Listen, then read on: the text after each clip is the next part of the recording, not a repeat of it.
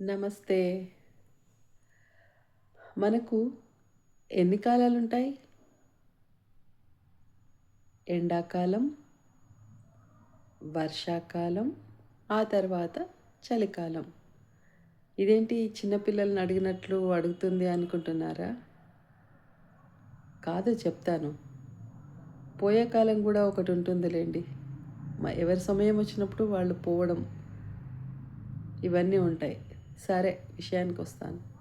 అయితే ఈ కాలాలన్నీ ఒకప్పుడు ఎప్పుడు వచ్చాయి, ఎప్పుడు వెళ్ళాయి అనేది తెలిసేది కాదు. ఎందుకంటే మనిషి ప్రకృతిని ప్రేమించాడు, ప్రకృతితో కలిసిపోయాడు. కానీ ఇప్పుడు పెరిగిన పొల్యూషన్ దానికి కారణం మనమే. ఎన్నెన్ని చేస్తున్నామో ఎవరికీ చెప్పనవసరం లేదు. అప్పుడు ఎండాకాలంలో ఎంత దూరమైనా ఎండలో నడుచుకుంటూ వెళ్ళడము, రావడము, చెమటలు కక్కుతుంటే వచ్చి కాసేపు సేద తీరి కుండలో నీళ్లు తాగితే ఆహా అనిపించేది. లేదా చల్లని మజ్జిగ తాగడం. ఇలాంటి చిన్న చిన్న చిట్కాలే, పెద్దవి కూడా ఏం చేయలేదు.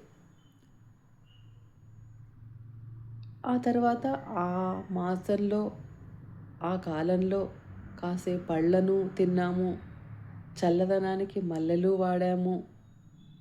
మరి వేడి పుట్టించే ఆవకాయలు ఆ కాలంలోనే వస్తాయి కదండీ! వాటి గురించి చెప్తే అందరికీ నోరూరుతుంది కదా! ఆవకాయ, మామిడి పండు కాంబినేషన్‌లో అన్నం ఎంతమంది తిన్నారు? తర్వాత వచ్చేది ఏంటి? వర్షాకాలం. వర్షాకాలంలో హాయిగా స్కూల్‌కెళ్ళాలన్నా తడుసుకుంటూ వెళ్ళడం. లేదా ఇంట్లో పెద్దవాళ్ళు తిడుతున్నా సరే వర్షంలో తడిసిపోవడం. కావాలని తడవడం. మరో మాట, పెద్దవాళ్ళకి కూడా తడవాలని ఉంటుంది. కానీ తర్వాత చేసుకునే పనులు గుర్తొచ్చి వాళ్ళు తడవరు అంతే. ఆ వర్షం నీళ్ళని పెద్ద పెద్ద బిందెల్లో పట్టుకొని కాచి తాగడానికి ఉపయోగించడం, బట్టలు ఉతుక్కోవడానికి వాడుకోవడం ఎంత బాగుండేది. వర్షంలో ఎప్పుడు ఆ 2 నెలలు తడవడమే ఉండేది. ఆ తడిసిన జలుబు రావడం కానీ, దగ్గు రావడం కానీ ఏది ఉండేది కాదు. అంత బాగుండేది. అసలు ఇంట్లో అప్పుడన్నీ మండువా ఇళ్ళు కదా!